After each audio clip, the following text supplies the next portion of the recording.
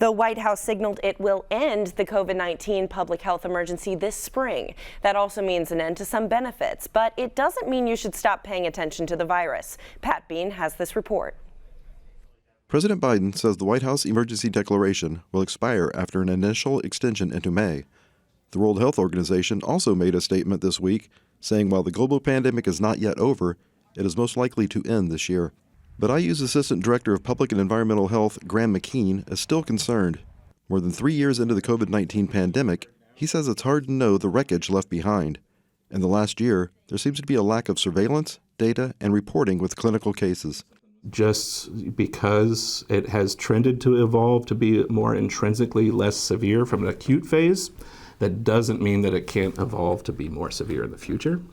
So I think it's a big misnomer that people have. Ending the national and public health emergencies also means many Americans will have to pay for COVID-19 testing, treatment, and vaccinations.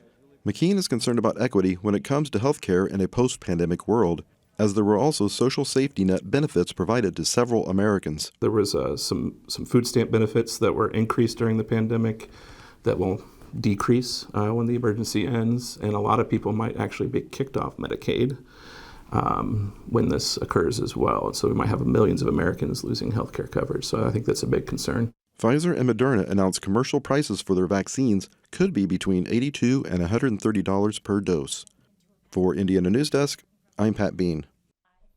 McKean says the next public health frontier IU is focused on is indoor air filtration. He says the university will begin to direct funding into this area.